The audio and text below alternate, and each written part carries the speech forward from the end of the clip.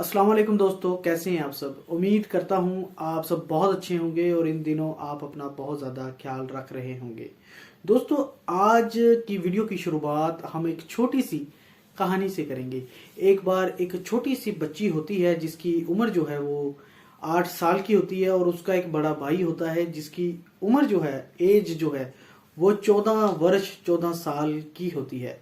होता क्या है जी, उस 14 साल के लड़के को एक शरारत सूझती है। वो क्या करता है, अपनी छोटी बहन जिसकी उम्र 8 साल है और मासूम सी बच्ची है, उसके पास जाता है और उसके शोल्डर पे एक चुटकी सी काट देता है। और वो छोटी सी मासूम सी बच्ची चीखती है, दर्द से घबराती है और फिर चप्पल उठा करके अपने बड़े भाई के पीछे भागना शुरू कर देती है। अब होता क्या है, वो जो 14 साल का लड़का है वो आगे भाग रहा होता है और उसकी जो बहन है 8 साल की छोटी सी बच्ची, वो उसके पीछे पीछे उसको मारने के लिए दौड़ रही होती है। अगर हम यहाँ पे देखें तो देखने वाली बात यह है कि वो जो लड़का है जिसकी एज 14 साल है, वो उम्र में अपनी बहन से बड़ा है और फिजिकली भी स्ट्रांग है। वो चाहे तो अपनी बहन के साथ लड़ सकता है और जीत सकता है, लेकिन फिर भी वो दौड़ रहा होता है। ऐसा क्यों? क्योंकि उसको ये मालूम होता है कि उसने जुल्म किया है। उसको मालूम होता है कि मैं गिल्टी हूँ। उसको ये मालूम होता है कि मैंने गलत किया है। और वो जो छोटी सी लड़की है जो उसके पीछे भाग रही होती है, उसकी बहन, उसको ये मालूम होता है कि मेरे साथ धक्का हुआ है, मेरे साथ जाती हुई है, मैंने किसी का कुछ नहीं बिगाड़ा, फिर भी मुझे तकलीफ पहुंचाई गई है।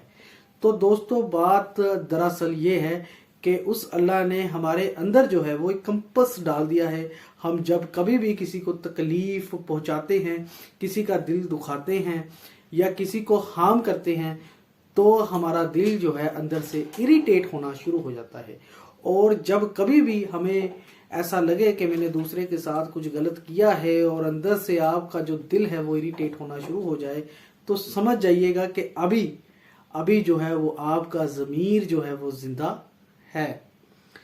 और दूसरी बात ये है दोस्तों, जब हम पाप करते रहते हैं कंटिन्यू, हम गुनाह करते रहते हैं कंटिन्यू, हम लोगों का दिल दुखाते रहते हैं, हम लोगों को तकलीफ पहुंचाते रहते हैं, तो एक लम्हा, एक समय, एक टाइम ऐसा भी आता है जब हमें वो तकलीफ वाली फीलिंग ही नहीं रहती। हमें ये महसूस ही नहीं होता कि मैंने कुछ गलत किया है।